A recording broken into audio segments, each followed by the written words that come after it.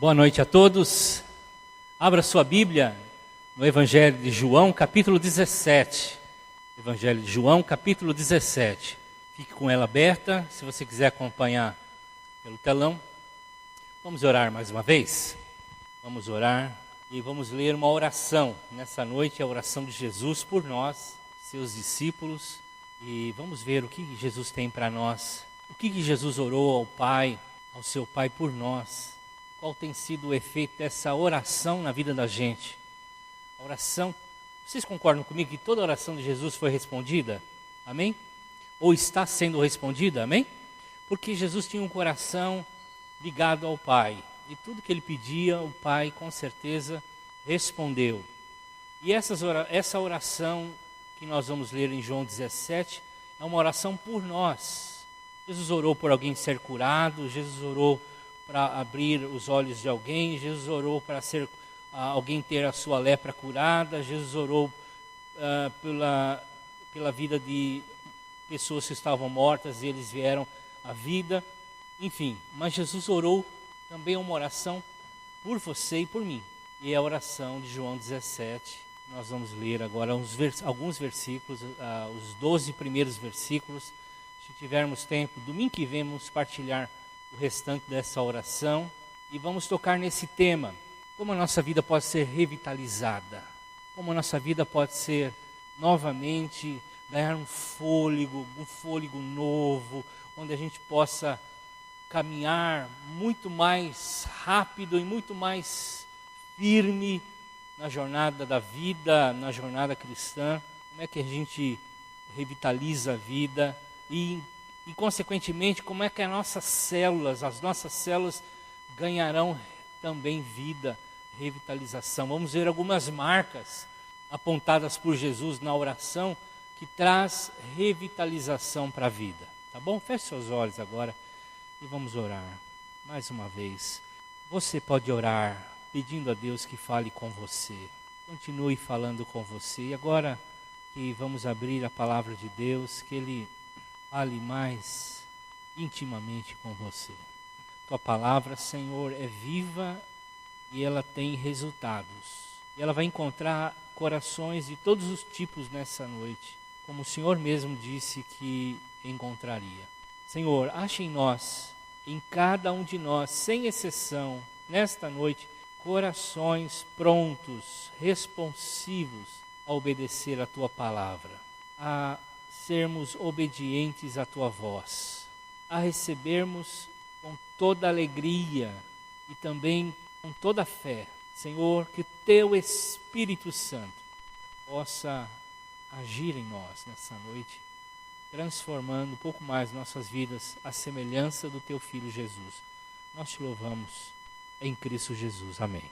João 17, versos 1 a 12, fala da oração que Jesus fez pelos seus discípulos. Pois bem, ele começa dizendo assim no verso 1: depois de dizer essas coisas, eu vou parar aqui, antes de continuar a leitura. Que coisas? Capítulo 16, capítulo 15 ele fala sobre a videira verdadeira, sobre nossa ligação nele. No capítulo 16, ele vai falar das lutas que os discípulos enfrentarão na vida.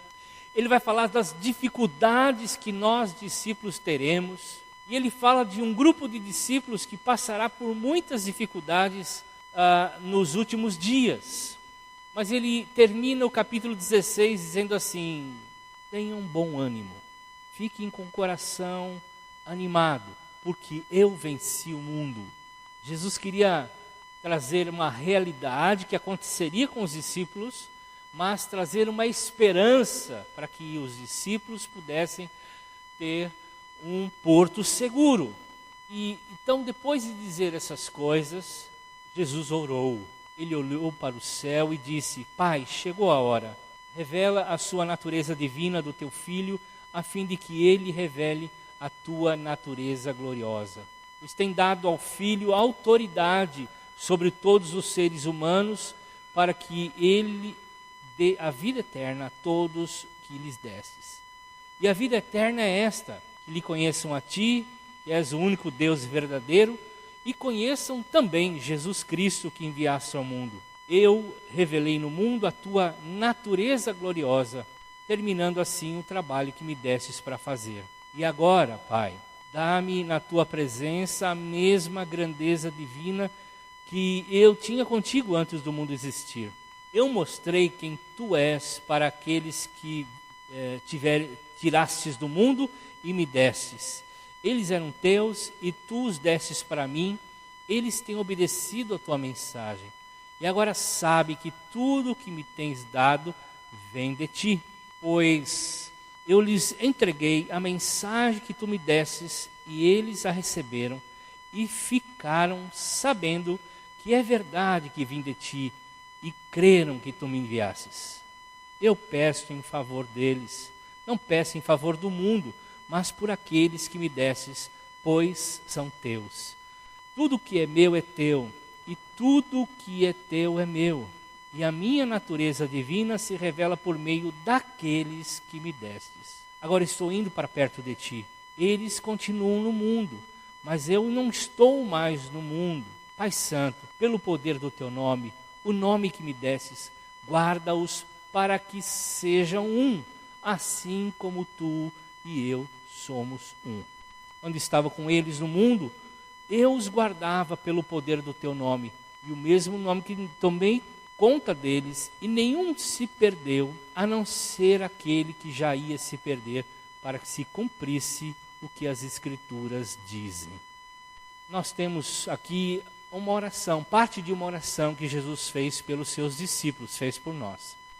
E sabe, qual é a resposta da oração de Jesus? É você aqui nessa noite. É você quando encontrou a Cristo como Senhor e Salvador. E, encontrando Cristo como Senhor e Salvador, pôde então ter agora a oportunidade de conhecer Deus de uma forma especial. E Deus se revela a nós sempre, em todo instante. A gente tem que perceber que a vida da gente não é nada, absolutamente nada, sem Cristo. João 15, Jesus fala bem claramente sobre isso. Se nós não estivermos ligados à videira, nós não damos frutos e não prestamos para nada a não ser cortado e lançado no fogo. De fato, nossa vida só tem sentido quando descobrimos Cristo, quando descobrimos Jesus Cristo. E descobrindo Jesus Cristo, nós temos que prosseguir nessa jornada, nessa caminhada, nessa empreitada. E, de fato, eu coloquei aí no seu informativo alguns tipos de células, mas vamos tomar uma coisa mais pessoal. Há vários tipos de pessoas, e algumas delas eu coloquei aqui no nosso informativo e também no telão. Há pessoas retroativas, pessoas que vivem com medo de serem transformadas por Deus. Todos nós temos receio do futuro. Todos nós somos criados para ficar no comodismo. Quando alcançamos um patamar, acomodamos e falamos, está bom aqui, se mexer eu posso regredir. De fato, muitas pessoas têm medo de mudanças, de transformação. Coisas que aconteceram no passado e não querem mexer, não querem tocar, não querem se expor para não terem problemas. De fato, queridos, pessoas assim vão ter dificuldade em mudanças. Vão passar anos e anos sem transformação. E a oração de Jesus pelos discípulos é uma oração transformadora. Esse é o desejo, esse é o anseio de Jesus por você e por mim. Jesus quer nos transformar, a sua imagem e a sua semelhança. Então ele tem coisas na minha e na sua vida para mudar, para transformar. Mas tem pessoas retroativas que vivem no passado e não querem mudanças. Vivem na zona do conforto e não querem ser mexidas. Se contentam aonde chegaram. Muitas chegaram apenas na salvação. Receberam salvação, mas não mudaram o seu caráter. Ainda não foram transformadas no seu caráter, na sua vida. E precisam ser transformadas e precisam ser mudadas no seu caráter. Essa é a oração de Jesus. Há pessoas resistentes que não só não querem mudanças, mas não aceitam mudanças. Eles resistem a todo custo em realizar mudanças. Eles não querem, e por isso muitas vezes a vida pessoal, a vida de célula também é afetada. São pessoas resistentes, que não querem mudanças, não querem transformação. Resistentes que põem em jogo outras pessoas. Há muitas pessoas assim, há famílias assim, e Cristo vem, Cristo salva, mas as pessoas estão fechadas, resistentes à mudança. Há pessoas reativas, que vão mudando ao longo daquilo que vai acontecendo. Só depois de ver coisas acontecendo que mudam.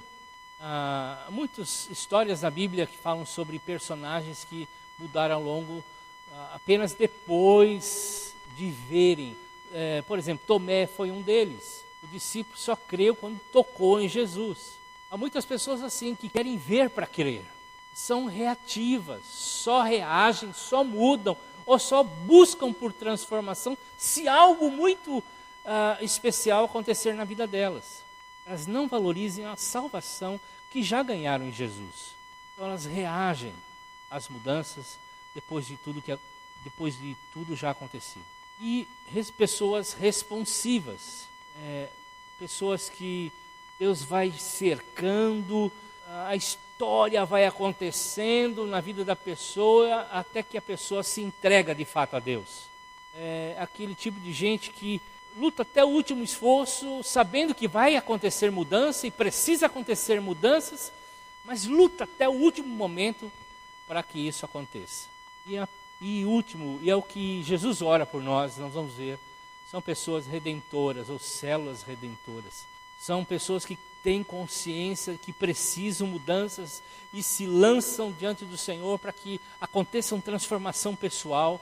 Isso, consequentemente, existem células assim, células que sabem que precisam mudar, sabem que a sua missão é evangelizar e discipular pessoas, estão abertas para isso e se colocam nas mãos do Senhor para que isso aconteça. Elas procuram o mais rápido possível agirem para que aconteçam mudanças em suas vidas.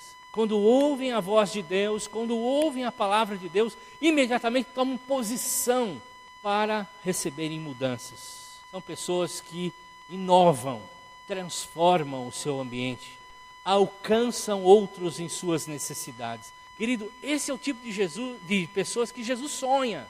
Esse é o tipo de gente que Jesus está sonhando, está precisando. É a vida que Cristo quer que nós levemos. São pessoas redentoras, ou células redentoras. Pessoas e células redentoras. Estão prontas a mudanças, a transformação pessoal. Mudam sua mente. Elas entendem que elas estão aqui com um propósito. E sabem exatamente o propósito de Deus para a vida delas. Elas entendem que são ministras. E que a vida delas, em todas as esferas, elas agem como ministradoras. No seu trabalho, no seu estudo, elas ministram da parte de Deus às pessoas. No transporte, em qualquer ambiente. São pessoas que entendem que Cristo quer agir através delas. Não só mudanças, mas também para que elas se tornem agentes de mudança, agentes de transformação. Jesus ora, Senhor, eu oro por esses, pelos meus seguidores, pelos meus discípulos, por gente assim. E aqui nesse ambiente existem esses 5 tipos de células e 5 tipos de gente. E que nessa noite os nossos corações se inclinem a serem pessoas redentoras. Senhor, estou aqui. Eu quero mudanças e eu quero ser agente de transformação. Eu quero mudança na minha vida, eu quero ser limpo por Ti, eu quero ser transformado por Ti, eu quero ser curado por Ti, mas eu quero também ser instrumento de cura, instrumento de transformação, instrumento de redenção para outras pessoas. Foi para isso que a semente foi lançada ao chão. E é para isso que ela é lançada ao chão, para que dê frutos. É para isso que a videira e os ramos são ligados à videira, para que deem frutos. E Jesus está falando sobre isso. E Jesus está falando que quando nós fazemos isso, nós somos perseguidos.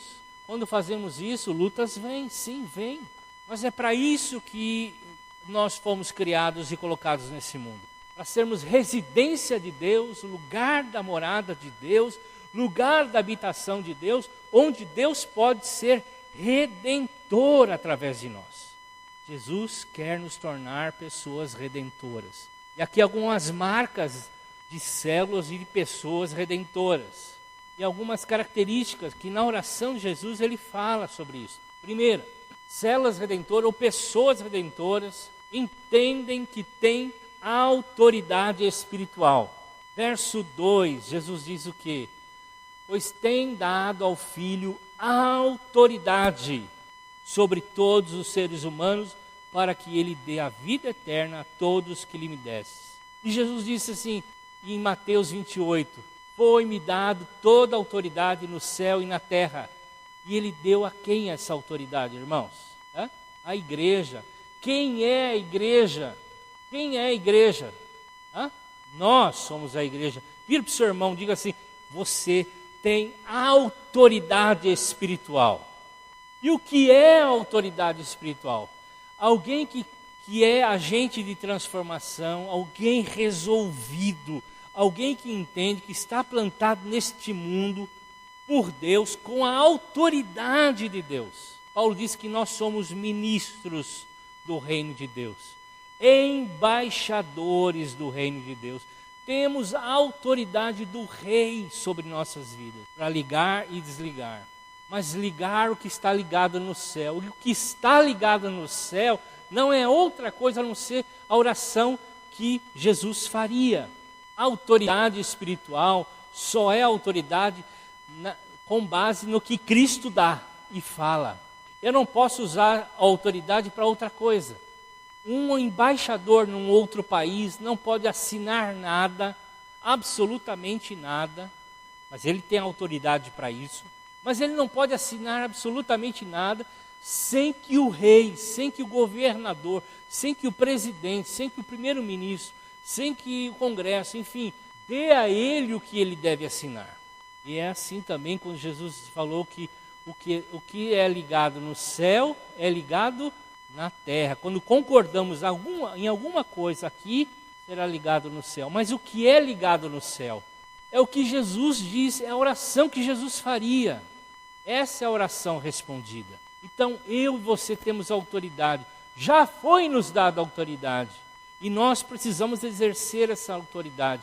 Autoridade sobre os principados e potestades. Sobre as ações espirituais que regem esse mundo. As pessoas ainda não conhecem a Jesus, estão cegas.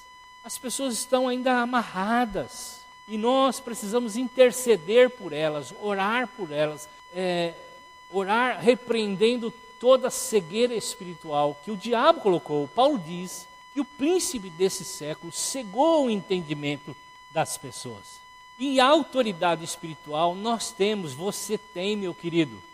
A sua oração, se for a oração de Jesus, ela é a oração mais poderosa dessa terra. Você que chegou hoje, você que se converteu ontem, ou você que já se converteu há 30 anos atrás, se a tua oração for a oração de Jesus, a sua oração tem um poder sobrenatural nessa terra.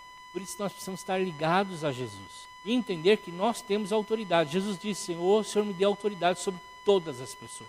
E Jesus, em Mateus 28, entregou essa autoridade à igreja. E a igreja somos nós, não é esse templo, não é esse lugar, esse ambiente. Somos nós. E quando a célula se reúne, ela tem um poder tremendo. Onde 2 ou mais estiverem reunidos no meu nome, eu estarei ali, Jesus disse. E esse poder espiritual vem da autoridade que nós já ganhamos. Então a célula, querido, precisa ser célula de gente que entende a sua autoridade. Célula de gente que compreende quem eles são em Jesus. Que poder receberam de Jesus. Que ação sobrenatural receberam de Jesus. Tem gente que vai e não entende isso. Sempre está para baixo, sempre está em conflitos, sempre está derrotado, porque não entendeu que tem autoridade espiritual. Essa autoridade já foi dada por Jesus. E nós precisamos tomar posse, se apropriar dela, ter consciência dela. Sua oração é uma oração que traz poder, porque ela vem com autoridade espiritual. A célula é um organismo vivo, é o corpo de Cristo, é o lugar das coisas espirituais, é o lugar de vida eterna. O texto fala, é o lugar do ambiente onde gera vida eterna, porque nós conhecemos a Deus ali. E mais, nós não podemos fazer com que a nossa célula se tornem panelas. Nós não podemos fazer com que a nossa célula se torne clubes. Ela é o corpo de Cristo. E quando ela se reúne, é Cristo se reunindo. E a autoridade de Cristo está ali nela. E nós podemos reclamar as famílias para Jesus, nós podemos reclamar a vizinhança para Jesus, nós podemos reclamar a cidade para Jesus. Mas nós precisamos ser pessoas conscientes desta autoridade.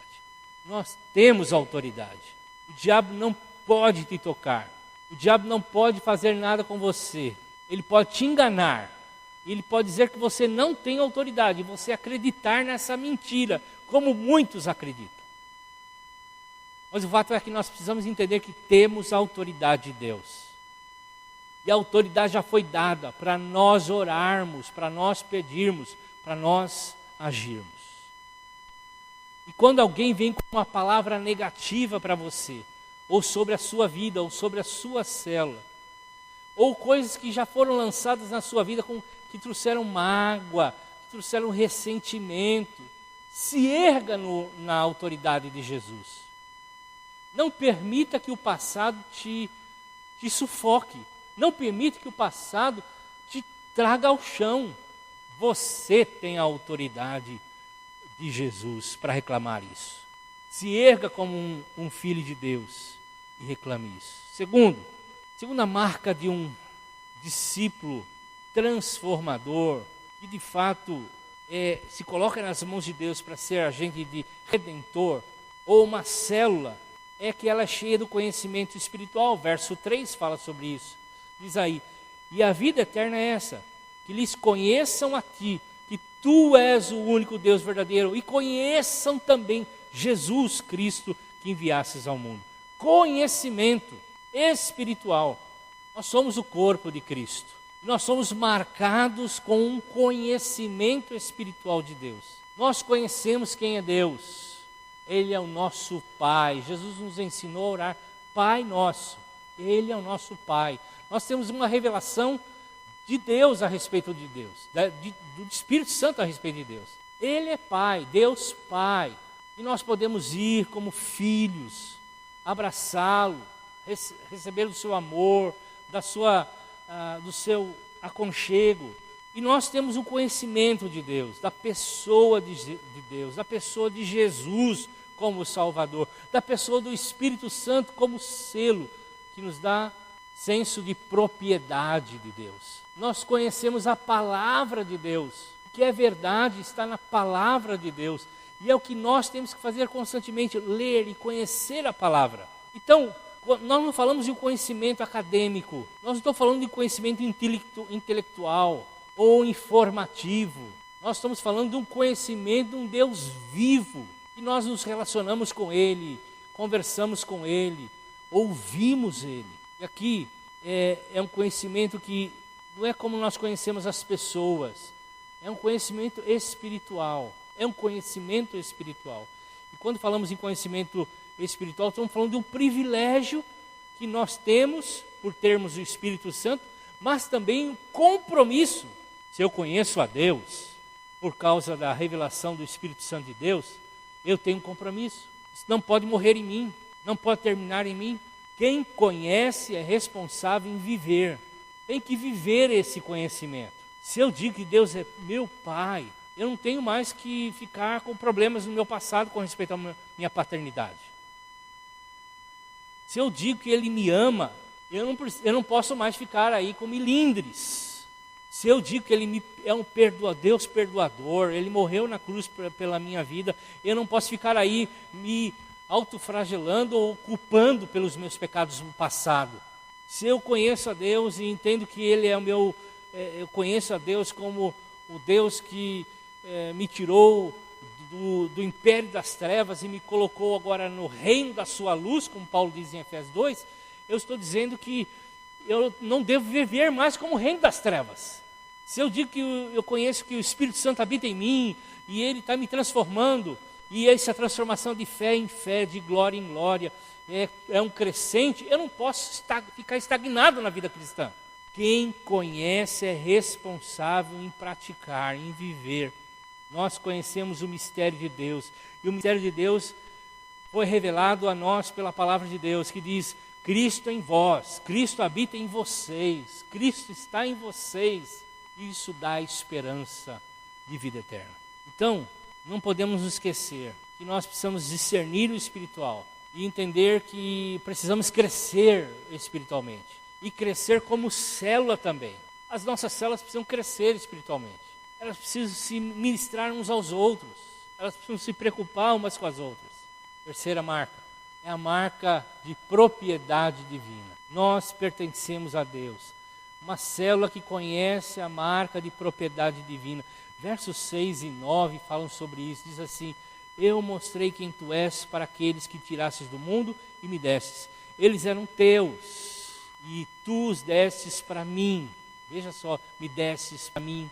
Eles têm obedecido a tua mensagem. Eu peço em favor deles, verso 9. Não peço em favor do mundo, mas daqueles que me destes, pois são teus, são teus. Senso de propriedade, entende, a célula entende, alguém, um filho de Deus, um discípulo de Jesus, que Jesus está orando para ser um discípulo redentor, entende que pertence a Deus, tem senso de propriedade. Eu não pertenço mais a mim mesmo. Uma célula que entende que pertence a Deus, entende que ela não pertence a um líder, não pertence a uma igreja, no aspecto simplesmente por pertencer, a célula número 10, número 9, enfim. Ela entende que ela é parte de Deus, ela é propriedade de Deus, tem marca de Deus, senso de propriedade. Eu pertenço a Deus. Deus é o meu proprietário. Ele é o meu proprietário em todos os sentidos, da minha agenda, da minha mente, dos meus pensamentos, do que eu vejo, do que eu falo, do que eu penso, como eu trato. Tem senso de propriedade. Jesus está orando por isso. A oração de Jesus está sendo respondida. Jesus quer discípulos assim, redentores, que têm clareza que pertence a Deus, não só sabem intelectualmente, mas praticam como propriedades de Jesus. Eu pertenço a Deus. Antes de qualquer coisa na minha vida, eu pertenço a Deus. Eu vivo para Deus, eu quero obedecer a Deus, eu quero amar a Deus. Somos de Deus, somos de Jesus, propriedade exclusiva de Jesus. Sabe o que é isso? Quando falamos que somos propriedade exclusiva, como Pedro lá fala que nós somos propriedade exclusiva, 1 Pedro 2,9, é exclusiva. O que é exclusivo? É exclusivo, não é de outro, não pertence ao outro. Eu não pertenço mais a mim mesmo e eu não sou propriedade de ninguém. Eu sou propriedade de Deus, porque Jesus comprou o direito sobre a minha vida de ser meu proprietário. Ele morreu por mim na cruz do Calvário. Ou você quer ir para o inferno? Ele comprou o meu direito e me tirou do inferno. Como o profeta diz, era trapo de imundícia, ou erva do campo. Bate um sol sobre a relva, mata instantaneamente, seca, de um dia para o outro. E Cristo veio e me colheu dessa situação e me enxertou em Jesus, me deu vida eterna. Essa videira não morre jamais. E eu estou ligado a Ele eternamente. E eu agora, de um simples capim seco, que estaria fadado a ir para o fogo, sem propósito nenhum, eu fui colhido e enxertado em Jesus. Eu sou propriedade de Jesus. As pessoas põem no carro, propriedade de Jesus, põem não sei o que com propriedade de Jesus. Você é propriedade de Jesus. Você é propriedade de Jesus. Você foi selado com o Espírito Santo, que te deu um novo nome. porque a propriedade não tem nem direito de escolher o nome. Nós temos um novo nome. Apocalipse fala sobre isso, ganhamos um novo nome. Somos propriedade de Jesus, levamos o nome do Pai sobre nossa vida. E uma célula que entende isso, é uma célula que tem gente que entende isso. E a sua agenda não é dele mesmo, é de Jesus. E o seu tempo, que seus sonhos não são mais seus, é de Jesus. E é o que nós temos que perseguir, é o que nós temos que fazer. Isso é o Evangelho, o resto não é Evangelho. Evangelho que te dá as coisas e não apresenta o senhorio de Jesus não é Evangelho, é uma máscara de Satanás. O Evangelho é isso aqui, Jesus está dizendo, olha, esses são os meus discípulos. E João 15 diz, e os meus seguidores, de fato, quem é meu me segue e me obedece. E o fato de pertencermos a Jesus indica que a própria natureza da célula, nossa e da célula, também indica a missão que é realizada por nós. Nós temos que sair e dizer que as pessoas são propriedades de Jesus e que elas precisam voltar para Jesus, que elas precisam aceitar a Jesus. Quarto, estou terminando. É uma célula e é gente que entende que a provisão é de Deus, é sobrenatural. Verso 7 diz assim, agora sabem que tudo que me tens dado vem de ti, vem de ti. A célula e nós, queridos, precisamos entender, reconhecer que tudo que somos e temos vem do Senhor. Está ligado ao que nós acabamos de falar. Somos propriedade. E o que vem, tudo que vem, vem do Senhor. Nós não podemos ser conhecidos pela igreja dos vidros arredondados na General Meira após a lombada eletrônica, uma igreja sem placa. Né? Não podemos falar isso. No aspecto de sermos conhecidos como uma igreja. Nós precisamos ser conhecidos como uma igreja que age no mundo. Gente redentora, células redentoras. Estão espalhadas por essa cidade, levando o senhorio de Jesus, sendo pessoas obedientes a Jesus, que amam a Jesus, que servem a Jesus e que servem as pessoas. Então, somos uma igreja que vive dos recursos do Senhor. Eu sou alguém que vivo dos recursos do Senhor. A igreja não tem os recursos dados pelo Estado, pelas pessoas, mas os recursos vêm do Senhor. E assim também, cada coisa que vem para nós vem do Senhor. Cada coisa. O trabalho, o salário é do Senhor e vem do Senhor. Uma célula que entende isso é uma célula que disponibiliza o que é do Senhor para a ação redentora. Serve à comunidade, serve aos necessitados, serve principalmente aos da família, como Paulo recomenda, Pedro recomenda. Serve, porque sabe o que elas estão recebendo não é delas, não é do esforço simplesmente dela. Embora o trabalhador é digno do seu salário, mas elas entendem que vem do Senhor. Pura graça e misericórdia do Senhor. E não comem a semente. Que come a semente não tem futuro. Você sabe o que eu estou falando? A questão do dízimo. Quem come a semente que foi reservada para plantar no reino, e come a semente, está afadado a ter problemas no futuro. Não está semeando espiritualmente. Não está acumulando riquezas no céu. Pelo contrário, ao estar acumulando riquezas aqui na terra. Uma célula redentora entende e compreende que a provisão vem do Senhor. E por isso ela ora, ela espera em Deus, ela busca Deus, ela clama por Deus, ela tem tempo de intercessão, ela tem tempo de oração, porque ela sabe que tudo vem de Deus. Ela clama a Deus para que as coisas aconteçam. E último, é uma igreja, uma célula feita de gente que vive pela fé. Verso 8 diz assim: eu lhes entreguei a mensagem que tu me desses, e eles a receberam e ficaram sabendo que é verdadeiro que eu vim de ti, e creram que tu me enviastes.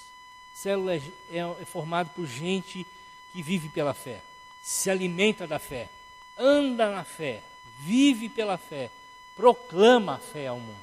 E a gente precisa viver pela fé. O justo viverá pela fé. E sem fé é impossível agradar a Deus. A fé é fundamental para os discípulos que Jesus tem orado. Senhor, eles vão crer, e eles vão viver pela fé, e vão andar pela fé, e vão proclamar a fé. Fé é quando você não está vendo nada acontecer à sua volta. Fé é para que quando a situação apertar, como Jesus falou em João 16, vão te perseguir, tenha um bom ânimo, eu venci o mundo. Fé nessa palavra de Jesus. Fé para você animar aqueles que estão desanimados aí fora. Fé para repartir por aqueles que já desistiram da vida. E há tanta gente assim no nosso mundo que já desistiu da vida. Estão indo ao sabor do vento. Fé que você precisa ter, que Jesus já plantou na sua vida, e você precisa fazer com que essa fé cresça através da leitura da palavra, da meditação e da prática da palavra. Fé para repartir, para ser comunidade redentora, para ser célula redentora. A sua célula precisa ser cheia de gente de fé, que crê, que ora, que busca e que reparte dessa fé com aqueles que já perderam. Fé que mobiliza, fé que ajunta, agrega e mobiliza. Vamos no nome do Senhor, as coisas vão acontecer, é vontade do Senhor. Fé que impulsiona a célula a sair, a buscar o perdido, a evangelizar de 2 em 2. Fé que incendeia os corações, que estão desanimados, que estão carentes, que estão aflitos. Fé que motiva as pessoas. Nós não somos motivados por livros de autoajuda. Nós não somos motivados por isso. Sabemos que isso é um puro humanismo. Isso não funciona. Até por um período pode supostamente funcionar. É autoajuda. Mas nós precisamos da ajuda do alto. E a ajuda do alto é fé, é crer. Isso é o nosso combustível. E se nós estamos perdendo a fé, porque nós estamos enchendo o nosso coração com dúvidas. Estamos enchendo o nosso coração com outras coisas que não são a palavra de Deus. Estamos enchendo a nossa vida com o estilo da vida que o mundo tem trazido. Fé é crer contra a esperança. Abraão, o seu filho, Isaque, o único filho que veio da sua esposa e filho da promessa de que através dele muitas nações viriam, muita gente viria. Deus fala, leve seu filho e sacrifique o seu filho. E Abraão fez isso, e pela fé, ele estava em dúvida em 2 palavras: se meu filho vai ser o pai de muitas nações, e se Deus agora está pedindo para que ele seja sacrificado, alguma coisa está conflitante aí. Mas eu creio, Romanos capítulo 4, Paulo fala sobre isso, que das cinzas Deus pode ressuscitar Isaque. Ele vai e sacrifica. O seu coração já estava sacrificado. E vai e nós conhecemos a história. E é assim, quando nós temos ouvido a Deus, nós temos que obedecer. Fé é isso. E é crer que se existe uma promessa, ela vai ser cumprida. Que das cinzas as coisas vão acontecer. Então nós precisamos motivar as pessoas, as suas mulheres na sua célula que ainda não têm os seus maridos convertidos, homens que estão com dificuldade nos seus relacionamentos, no seu matrimônio, filhos que estão se perdendo. Nós precisamos de fé para crer que eles voltarão para Jesus. Pessoas que estão aflitas, agoniadas à nossa volta, precisamos animá-las para que creiam e busquem ao Senhor. Fé. Deus está em Jesus orando uma oração pelos discípulos. Discípulos que Jesus gostaria de ver também nessa noite. Discípulos que não têm resistência. Discípulos que não têm o coração retroativo. Discípulos que não são reativos, no sentido de que vamos ver o que vai dar, se a coisa funcionar eu vou. Discípulos responsivos, que simplesmente respondem, mas não veem que as coisas, não creem que as coisas vão funcionar. Deus está nessa noite buscando pessoas redentoras, gente que diz, sim Senhor, eu quero ser um homem que tenha conhecimento da sua autoridade espiritual. Eu quero ser uma pessoa que busca conhecimento espiritual. Eu quero ser uma pessoa que entende que é propriedade de Jesus. Eu quero ser uma pessoa que busca e entende que tudo vem de Deus. Eu quero ser uma pessoa cheia de fé, um discípulo cheio de fé.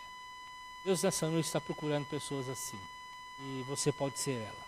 Feche seus olhos, curva sua cabeça, sua célula precisa de você. Assim, essa célula que é o sonho de Deus, e esse é o discípulo dos sonhos de Deus, é o discípulo que Jesus orou na sua oração sacerdotal em João 17. Bem que vem podemos ver algumas outras características desse discípulo. Mas coloque agora diante do Senhor, feche seus olhos e ore ao Senhor. E diga: Senhor, talvez seja essa a sua oração. Senhor, eu não tenho sido esse discípulo, mas eu quero ser. Talvez você possa orar também: Senhor, essa não tem sido a minha célula, mas eu quero que ela se torne uma célula segundo o teu coração. Talvez você tenha barreiras no seu coração, mas nessa noite que você está falando para o Senhor: Senhor, eu quero quebrar todas as minhas barreiras, eu quero ser um homem de fé, uma pessoa espiritual, eu quero ser uma pessoa com autoridade espiritual, eu quero ser alguém que conheça e continue conhecendo o Senhor. Eu quero ser uma pessoa completamente dependente de Ti. Você pode orar essa oração, pedir a Deus pela sua vida nessas áreas. Não resista a Deus, deixe Ele tocar o seu coração. Senhor, muito obrigado pela Tua palavra, Senhor, por essa oração que Jesus orou por nós. Senhor, que nós possamos ser resposta à Tua oração. Nossos corações sejam abertos para que essa palavra caia e gere no nosso coração, mas também tenha resultados em nossas células. Pai, ajuda-nos.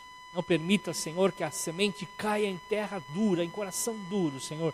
Mas, Senhor, coloque no meu coração e encontre lá um lugar apropriado para que ela germine e ela cresça na sua totalidade. Pai, muito obrigado, Senhor. Abençoe nossas vidas.